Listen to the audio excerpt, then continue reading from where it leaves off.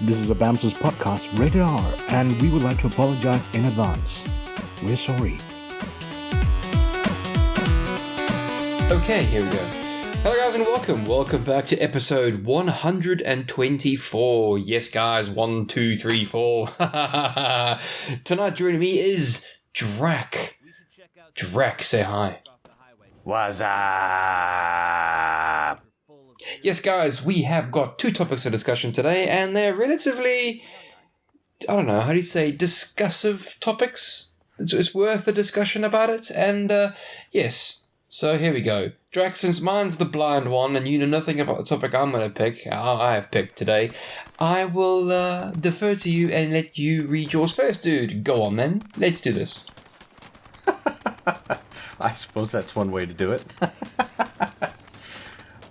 No, I just saw something this morning when I was getting up looking at different newsy items and thought it was kind of interesting that Steam has this system called VAC. It's the Valve Anti-Cheat.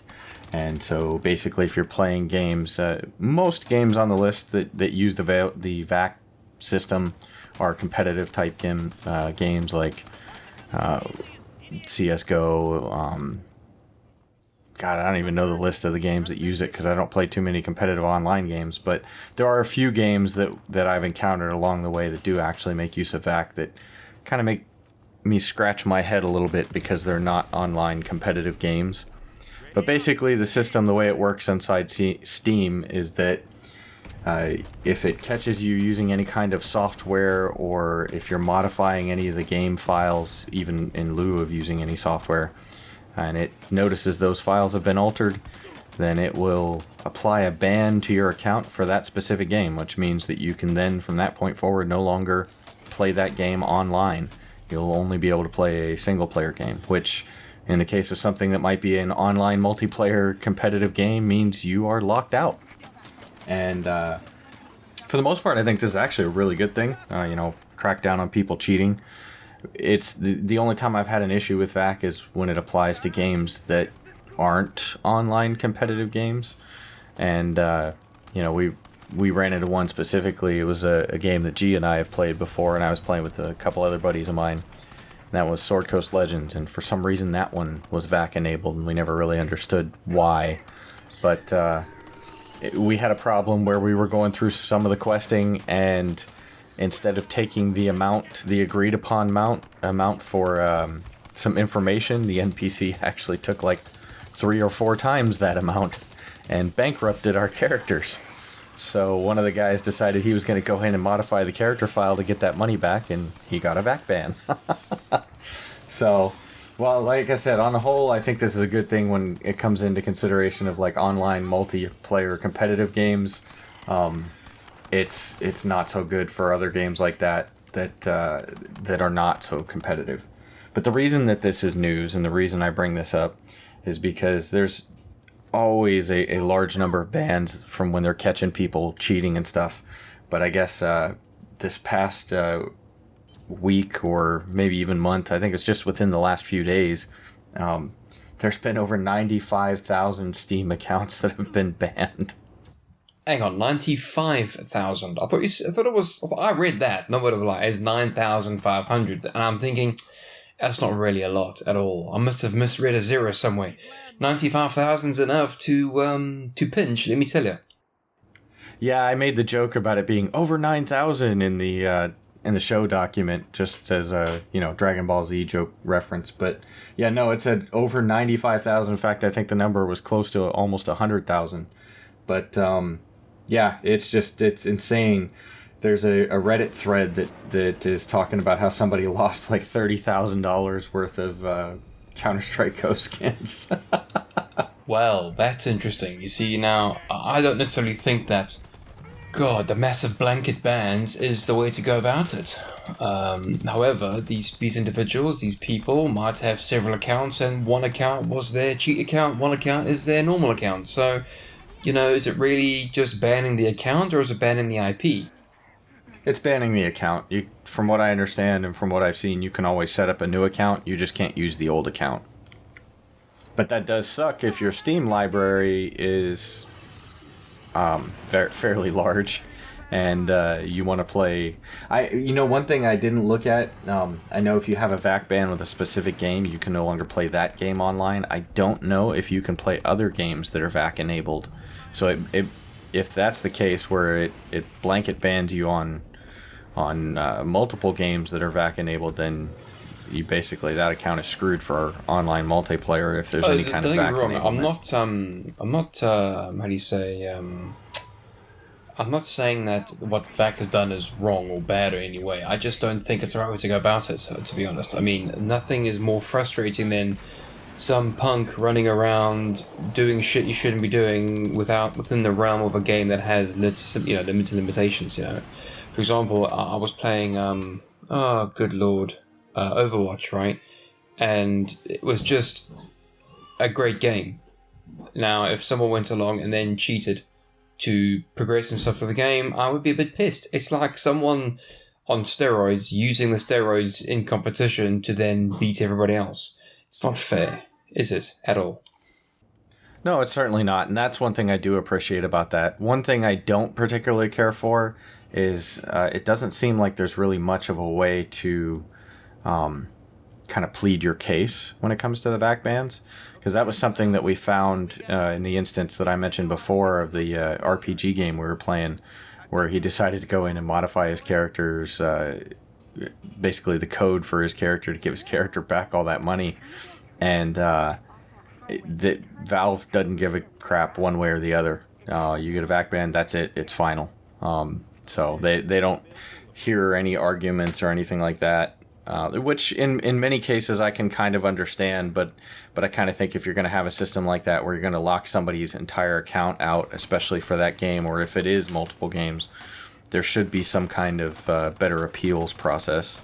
There's no appeals process. I mean, okay, granted, a lot of these bans, I'm sure, are legitimate bans for legitimate reasons, but there's going to be a small minority of these things that are just, oh shit, like you just said, that was not what VAX was meant to do. So VAX should be held accountable for that sort of thing. So unban me sort of thing. There's no appeal process at all, is there? Once you're banned, that's it, done. That was our experience, yeah, pretty much. And in some cases, like with Sword Coast Legends, it hurts the longevity of the game. Not that it maybe necessarily would have continued its longevity when they shut the multiplayer servers down, but I know that at least early on, a lot of modders were really afraid to even try and dig into the game very much, to try and do much modding to it, because if you were to try and modify certain files to add things to the game, that could get you a VAC ban. And that then therefore makes it not worth it at all to try, and the game dies a slow, horrible death, as Sword Coast Legends did, which is a sad thing because I heard great things about Sword Coast Legends. It needed more time in the oven to bake, I think, is ultimately was the conclusion we agreed on. But it was one of those games that had a lot of potential, a hell of a lot of potential, but just between a little maybe poor wording with advertising and building hype or expectation management, and the fact that it needed some more time to cook, I think, is what those things really did it in. But that's something else, I guess. This week, 95,000 people got banned from Steam, and the topic I brought today, dude, is one individual got banned from Disney. Oh yes. Yeah, I've been seeing this happen. I've been watching stuff from Comic-Con, and that was one of the things that showed up in the feed. Yeah, guys, if you don't know, writer-director of Guardians of the Galaxy has been fired. Mr. James Gunn, unfortunately, has been fired over some jokes he made over 10 years ago. Yes, he tweeted a couple of jokes regarding a pizzeria, Hillary Clinton, and some sort of pedophilic ring or whatever have you. 10-year-old jokes, really? This is the bit that I said was tying into the last weeks and weeks before episode, is that people are getting hammered now for in this case, this gentleman over here got hammered for a tweet that was 10-year-old. And to be honest, the tweets that he was tweeting are funny. I think they're funny. It's just dumb. It's just dumb. People, like you said, are on the Reddit mob, but I'm not saying Reddit did this. I'm not saying 4chan did this. It's just why? Just why? Well, it takes a certain type of humor to be able to look at that stuff and find it funny, because you especially we talked about this before, context, especially taking it out of context. It gets easy to see why people start getting, in a huff about things like that. Yeah, the jokes were probably, in poor taste, and especially, looking at him all these years later and he's working for Disney. I get why Disney reacted the way they did. It's disappointing for sure. You can argue either way. You can say they were funny. You can say they were in very poor taste. But again, is this something that should cost someone their job? He came out. I think I remember reading that he came out, like, this was a topic of discussion, I think before or right around the time he was hired by Disney, and he came out and apologized for that stuff, and he was saying it was things that he said and did when he was younger, and he made that, said stupid things and whatnot, and he believes that he's evolved since then. Like I said, I kind of get, especially the image that Disney wants to keep, why they would have dropped him. It is a little disappointing, though, especially because I think so many people have enjoyed the work he's done on the first two Guardians films, and in the Avengers Infinity War, the part that he played in that. And it's basically, it seems like folks are coming out of the woodwork now with these political agendas, because the fact is he's been very vocal on one side politically, and so I think it's the folks on the other side that are digging up dirt. There we go. Done. There we go. That's exactly what I think this is as well. Not that I'm condemning anything he's done. Like you said, context. These jokes were in a reference towards Hillary Clinton and all her nonsense that was going on with her bullshit and stuff, and that was the context that I think a lot of people needed. Take any of these tweets out of that context, and I swear to Christ, this boy needs to be locked up. But it's within it. Just give the guy some context, You're right. He did apologize for it, and he apologized for it again. And it's all political nonsense. But you mentioned a point. He works for Disney. Disney's trying to provide or project a particular image. If I'm not mistaken, wasn't Disney anti-Semitic or something back in the day? So must I now fire Disney from being Disney because of Disney being Disney? Yeah, that's another thing that people are calling Disney out for, being hypocritical for some, considering a lot of their earlier entertainment. Yep. Well, but see, now here's one thing I saw that I thought was very interesting. Somebody had posted online. I guess another one of these folks has gone after Patton Oswalt, who has also been very vocal, politically leaning to one direction, and pulled an old tweet of his out, I guess maybe in an attempt to see a similar thing happen with him. And it was funny because the response that I saw to that was that this was something he specifically tweeted like 10 years ago or something like that, maybe more. And I guess the discussion around that was that he was going to tweet something and watch at some point in the future it was going to be taken out of context. And then he puts this tweet out and it's like, boom, look at this. He specifically put this out there and said that one day, sooner or later, it'd be taken out of context. And here we are. But yeah, I mean, like I was saying, this does tie into the meaty parts of the episodes of the past series going. You're being held accountable for something you said either 10 years ago, 2 days ago, whatever have you. But this is the bit that I'm going to tell you now. You're being held accountable for something you said on the internet. What? Really? The internet? Okay. And you lose your job because of it. Mm-hmm. Yep. No sanity.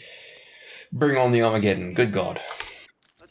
I think the biggest difference between the topic we discussed over the last two episodes and this one, or I should say the biggest difference is, aside from these things being something that's happened, a decade or more ago, the other thing being current, these things were something that somebody said in a personal account before they were affiliated with a certain company. And I'm not making excuses for that, and I'm saying I still understand why Disney made the decision that they did it. because they don't want to necessarily be confused to be associated with someone who might feel that way, even though he's tried to provide context to this stuff. And then the difference with the topic that we were discussing over the last 2 episodes was this was someone who, came out of a Reddit thread who had basically more or less identified themselves as an employee of that company, and then kind of whether they, I'm sure that they definitely felt justified, but whether it was justified or not, began to trash members of the community of that development. So there are some differences there, but yeah, it does come down to people saying things on their personal, not private, but personal Twitter accounts that ended up with them getting fired. Which is a sad thing if you think about it. A 10-year-old tweet can get you fired. And let me tell you, you're not going to see the same Guardians of the Galaxy film. That same sort of offbeat, niche, sort of slap to the face sort of humor. It's not. To be honest, Guardians of the Galaxy was needed when it came to the Marvel franchise, because the Marvel franchise was very serious. Look at Iron Man 1, 2, and 3, very serious. Look at the Avengers, very serious. Yes, there were brief moments of comedy, brief moments of humor, but ultimately pretty serious films. When it came to Guardians of the Galaxy, it was more humor, and then there was less sort of seriousness. It was very sort of nonchalant, devil may care, and you're not going to see those types of films now. That just sort of makes me worried about the franchise now, because Disney decided to jump the gun and knee-jerk reaction, boot him out the door with that knee-jerk reaction. I'm a bit worried now, because don't get me wrong, I freaking loved Guardians of the Galaxy 1. Number 2, I could have taken a leave in it, but the first one was great. Okay, the third one was setting up to be just as good as the first one, with regards to the gauntlet and stuff. So I'm not worried for the franchise. What's going to happen? Is this going to be another Star Wars moment where they kill off Luke Skywalker, and then unfortunately Princess Leia dies, and now there's no way of coming back from that. No way they can write that out. So now what? Now what are they going to do? Yeah. How'd you do that switch again? Well, look, what I was trying to draw is that Disney are digging themselves a hole that they can't climb out of. They're going to kill the Guardians of the Galaxy franchise and make it more kid-friendly, where it really shouldn't be. Similar to what they did with 1, 2, and 3 when it came to Star Wars, made it very kid-friendly, not a kid-friendly film franchise at all. And since they killed off Han Solo in number 9, or whatever the hell number it is now, okay, and then the actual Princess Leia dies in the real world, they can't come back from that. What I'm trying to draw tie the string to is that once they fired the director and the creative mind behind Guardians of the Galaxy, they are not going to be able to restore that same sort of creativeness, that same sort of offbeat humor, the same sort of slap in the face, sort of get your shit together sort of film. They're not going to do it. Different people have different visions of the same thing. So good luck, Disney. Good luck. See the line I'm trying to draw there, Drac? They killed off Star Wars, made it worse, made it more kid-friendly. Now Guardians of the Galaxy is going to be taken over by some corporate hive mind, made more kid-friendly. It's not a kid-friendly environment. It shouldn't be. But hey. Well, I don't know if... It's yet to be seen what will end up happening with Guardians 3, so we don't even know who would replace James Gunn at this point. But we'll see if it ends up more or less. I don't know. I didn't think that they were all that unkid-friendly to begin with. Yeah, maybe a few jokes here or there, but still. I know who's going to replace it. J.J. Abrams. Lens Flare Abrams. No, he's going to be too busy on it. Yeah, he's going to be too busy on episode 9. No, not the Abrams, bruh. That boy can pull a rabbit out of his hat. Seriously. That boy can do some stuff. The camera shake and the RL lens flare, which, to be honest, again, I didn't have an issue with the lens flare at all. People just whinged and moaned and dripped about it. I didn't have a problem with the lens flare, because you know what? In the real world, there is such a thing called lens flare, and it's bloody everywhere. Yeah, but not in your actual eyes. And I don't have a problem with using it. It's just that, just like they say anything else, everything in moderation. Don't overuse it. No, but it was a stylistic choice he made, and because it was a stylistic choice, It was everywhere. And don't get me wrong, it could have been toned down here and there in certain frames. It didn't need it. But when you're looking out in the outer hull of a spaceship and there's a supernova going supernova, you're going to get a little bit of brightness in your eyeball sockets, you know? Well, on the sci-fi note, I want to ask you something. Were you ever a fan of the old like Buffy series or Angel or any of the stuff that like Whedon had done on TV? Right. No, stop there. Buffy and Angel are not sci-fi. They're fantasy. They're not, but that's not the question that I asked.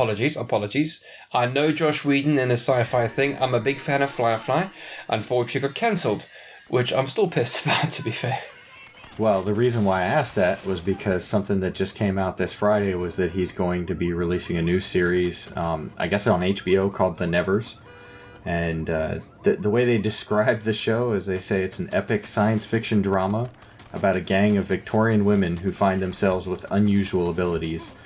And so they kind of say that that it kind of follows in the footsteps of a show like Buffy, but it will be sci-fi. So that's why I was thinking about that when you were talking about sci-fi stuff. Oh, fair enough. The Victorians knew enough about science to make it work for them, I suppose, but they didn't know as much as we know now, and that's just me surmising here, I'm guessing. I hope it's a good show. I won't be telling my wife because she found out that Lucifer is coming back, and I nearly fell on the floor. One of you boys told her, and she won't tell me who told you. So I'm not impressed with you guys. Thanks to you guys, and I have to sit through Lucifer. Yes. I think I watched the first 4 or 5 episodes of the first season, and then I kind of fell off because I had too many TV shows that I'm already trying to keep up with, and it just wasn't enough of a draw to keep me in it. I've seen a few previews for different shows since then where there might be a hint of an interest on a specific episode, but then I'm like, oh god, but that would mean I'd have to go watch all the shit leading up to that, and I just don't have the time for that. When it comes to TV programs, particularly with regards to Netflix and Amazon Prime, I honest to God, mate, I haven't watched terrestrial television in God knows how long. No word of a lie there, right? It's Netflix, Amazon, because that's the content that I enjoy watching, and Netflix comes up with some pretty baller stuff, right? When it comes to watching episodes, I adopt the principle of KISS. Keep it simple, stupid. Honest to God, I pick out a show I want to watch, and then I just watch that show. And when I'm finished watching that show, I move on to the next thing. And then the next thing. And then the next thing. It's binge watching to an extent. Yes, you watch 2 episodes an evening, whatever have you. This week's round is the wife's round, so she gets to pick the show she wants to watch. And thank God we have similar tastes. Thank Christ. We've just finished watching all 3 seasons of Rick and Morty. She loves it. I love it. It's funny as hell. But not kid friendly, so we tend to watch when the kids go to bed. They're stuck on, I think it's the Magic School Bus on Netflix, and that pony one, My Little Pony. Those are the ones they tend to watching now. So that's them. Happy days. Well, I'll tell you, that's one thing I don't miss about the Munchkin being that small is the freaking insanity of the songs that get stuck in your head from the little kid programming. My Munchkin still enjoys My Little Pony cartoons, and I've sat and watched a few of those with her, and have to admit they're actually not as bad as I had expected they might be. And they're not too bad to sit and watch that stuff. When you take a 2-year-old to the cinema and you're dreading the fact that she's going to run around the entire cinema, head like a headless chicken, screaming and shouting because she's high on sugar and all the bits and pieces you give kids when you go to cinemas, and then be utterly stunned at how the movie's done, and then watch this 2-year-old just sit and stare at this massive screen, completely silent for the best part of 2 hours. Holy moly. I was a proud, impressed father, let me tell you. And that, because of that film, right, it now made me want to go back and watch all the My Little Ponies, because now I want to know what my daughter's watching, because this doesn't seem like as bad as the internet and Bernie's made it out to be. Because I just avoided it.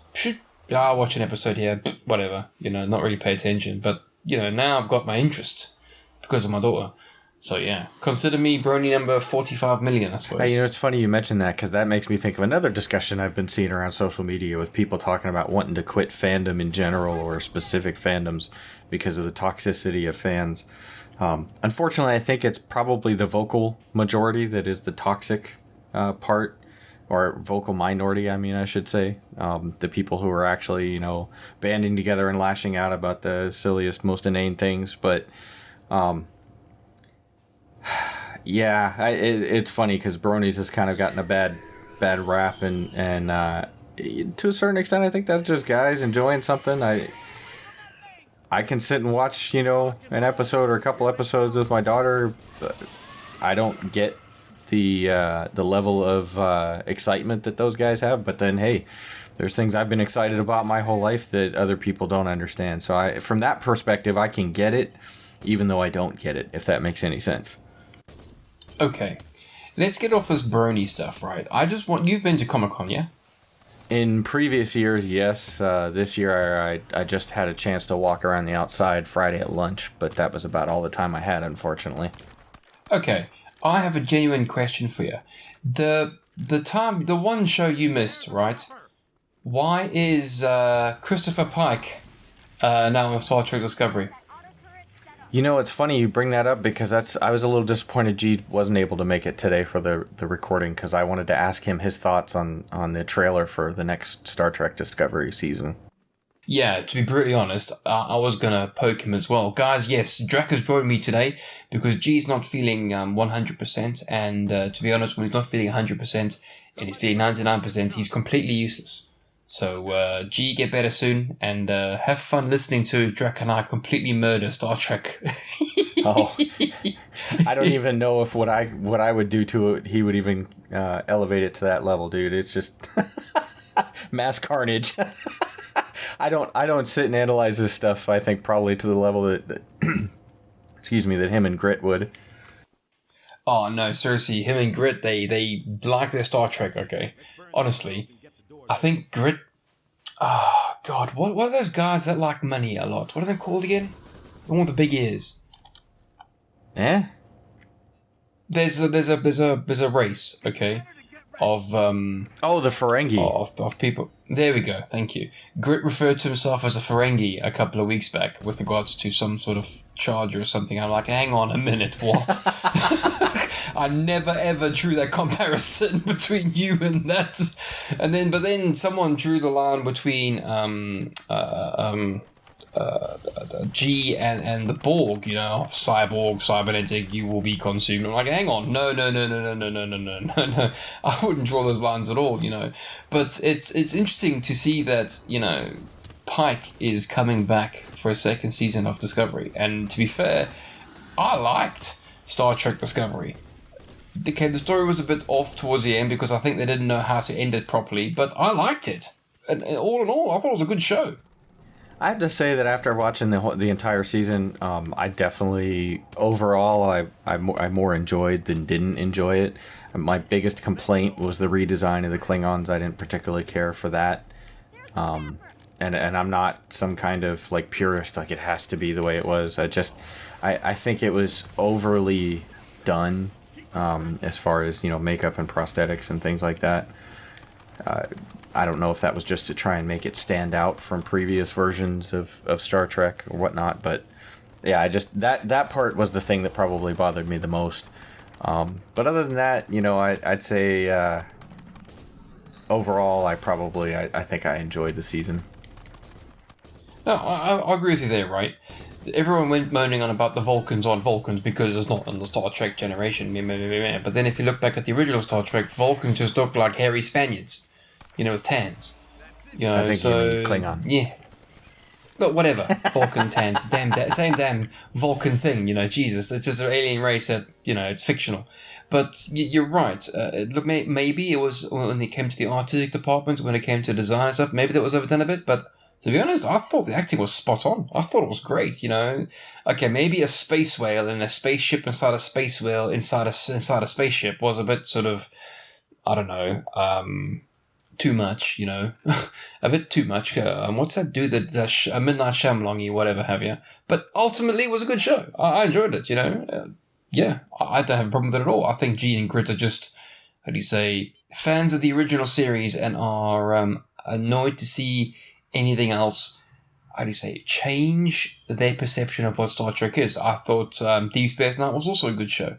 The first 2 seasons were a bit bland, but the rest are great. Star Trek Voyager, no word of a lie, my favorite story within the Star Trek universe, completely without question. But because it's not, because it didn't have Picard in it, or Chewbacca or whatever have you.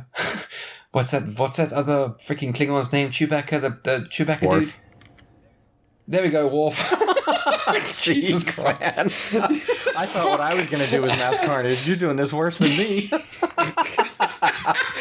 But am I doing it deliberately? We will never know. Yes. No, look, it's just a lot of fun. I really enjoyed Star Trek Discovery. I enjoyed Star Trek Voyager Generation. I grew up with Star Trek Generation when I was a kid. You know, I watched Deep Space Nine when I was in the Navy. You know, I enjoyed it. It was a good show. It's good entertainment. You know, it's just people have people are going back to the original thing. People have different ideas of what Star Trek is, as will happen with Star Trek Galaxy, as what will happen with Guardians of the Galaxy. A new director, a writer, will have a different vision of what it needs to be. So it'll be different, and people will like it or hate it or meh about it. So there we go. Lovely tie-in for the episode there, Drac. Yeah, you're bringing it around full circle. Although I had to look something up because when you mentioned the director, Shyamalan, you called him Midnight Shyamalan, and I'm like, you know, I've always wondered what his first name was. It's not Midnight, man. I know, man. I know, dude. Seriously, I know, man. I just know there's that one film where everyone's running around in yellow hoods, and I'm like, everyone that I knew was raving about this damn film. And I'm like, dude, it's just a bunch of guys running around in yellow capes. An extra freeway. Like, seriously, why? But, you know. But, dude, have you seen the trailer for Mr. Glass? Dude, did you see the trailer for the Last Airbender? No, you didn't. It was terrible. Dude, have you seen the trailer for Mr. Glass? No, dude, I haven't, because Midnight Shyamalan is, I think, in my own opinion, a mediocre director. Okay, go back and watch Unbreakable if you haven't already seen it. I have seen Unbreakable. I found that film to be enjoyable. I'm not saying it's like breaking any kind of ground or records or anything like that, but I found the film to be enjoyable and interesting, and they're finally doing a sequel to it. And they're also tying in James McAvoy's multiple personality character from, oh man, what was the last film he did? I forget what that one was called now. Oh, Split. Duh. So from that, so they're basically going to have all 3 of them in that film now. Honestly, I don't see the point. I really don't. It was the film. Don't get me wrong. You know, Bruce Willis was a good actor. You know, it was a good film-ish. I just don't see the point of bringing out a sequel. You're such a killjoy. I'm not a killjoy, dude. It was a mediocre, okay film. I mean, I'm not going to ask for my money back because I enjoyed my time sitting in a dark room covered in people and chocolates and sweets and cokes and whatever have you. But my God, you were covered in people. You know, people sat around and you know what I mean. Fuck. What the hell kind of theaters do you go to, man? Well, man. You know, in the '60s, man, free love, man. No, it's look. I have no after seeing that film, I have no compulsion to go watch the sequel or the prequel or the Mr. Glass. That when I watched Guardians of the Galaxy, I had the compulsion, I had the want, I had the desire to go see the second one. You know, when I watched Avengers Assemble, I had the compulsion, the desire, the want, the need. I have to watch this film to complete my life. You know, the sequel to that. You know, that director, you know. I think he's done a John Woo. You know, he had a high and then he just fell from grace. Oh, I think I can agree with that. And I can say certainly that his films, at least for me, have been hit or miss. Some of them I've really enjoyed and other ones I've just kind of been like, eh. But, you know, the cool thing is, I think, instead of just following some kind of formula, you know, he's got a vision and he takes some chances. And sometimes, like I said, it's great. Sometimes it's not. People see the films and come out of there feeling a variety of different ways about it, but I don't know. This is one I definitely would like to have seen a sequel to. So I'm excited about it. I want to see how this turns out. Well, that is that. Drac wants to go see Mr. Glass. Awesome. Drac, I'll go see Mr. Glass as well, just to annoy you, and then we can have a discussion about Mr. Glass, and then talk about the pros and cons. Yeah. All right, well, before we get out of here today, I'm going to turn something around on you. Oh, please do. And I'm going to start with a quote that I saw this week from Cookie Monster, since we were talking about kid stuff Okay, earlier. fair enough. Cookie Monster. I can get with that dude. He likes his biscuits. So, why is it that we cook bacon, but bake cookies? Simple. Bacon snaps, cookies crumble. Boom. I'm not sure that even remotely comes close to answering the question. Dude, bacon. But- If you get bacon, seriously, dude, bacon. You have crispy bacon that snaps, dude. Some delicious bacon, man. And cookies, you bake and they crumble. So done. Okay, so ending with what you like to end on, then I'll turn your same question back on you. If you were going to be a type of bacon and beer, what would it be? Well, believe it or not, all right. I had an inkling you'd do this to me, right? So I came prepared. Mentally prepared. Today, no word of a lie, I had a 3 kilogram roast pork shoulder. Okay, done beautifully, purposely done with bacon. Okay, so not only did you get the crackling, but you got the bacon crackling too. So yes, pork shoulder roasted bacon with crackling. Oh, and believe it or not, I had myself some hard cider. Weston's Old Rosie hard cider. Still, it's like 7.8 proof, and I had half a bottle. I tell you what, that stuff is just delicious. That, my man, is something you need to try. None of this breakfast, continental, Frenchy frou-frou nonsense. Proper roasted bacon on a pork shoulder with all that salt and fat and deliciousness alongside a tall, cold glass of Weston's Old Rosie cider. That is the pinnacle of my day right there. I gotta say, you got me drooling just like when I saw this. I just saw something on my Facebook feed. I think it was it early this morning? I was gonna try and share it to you, but somebody takes a potato, cuts it, and they boil it for a little while. Then they had cut it into a 2/3 section, a 1/3 section. Then they take the 2/3 section and they carve out the inside, wrap the outside with bacon, then take a toothpick and you put it on top of the 1/3 section. You put the 2/3 section, stick it on top of that, and it looks like a wine glass. And then they filled it with like cream and cooked bacon bits and cheese, and then baked it for like another 15 or 20 minutes. Oh man, I'm looking at this and I'm just going, oh, I need to have some of that. Dude, link that to me, please, because that sounds absolutely freaking delicious. You can basically deconstruct that entire thing and basically make yourself mashed potato, okay, no, whatever, like mashed potato, bacon bits, and mayonnaise. Or, shit can the mayonnaise completely, light sprinkling of salt with some cream. Oh, I'm already having ideas. Link it to me, dude, link it to me. In fact, put the link in the description below. See what people think about that. That was the problem, is I was trying to find a YouTube video of it because it was just some random thing that showed up in my Facebook feed, and I didn't find a YouTube version of it. Right, and on that disappointing bombshell, guys, my name is Bam. Yeah, thanks, Drac. Thanks a lot, bro. My name is Bam Havoc. It is a pleasure talking to Drac today, guys. Love you lots. I'll see you later. Cheers, bye. And from me in Southern California, where I'm melting away, adios! Hand cannon here.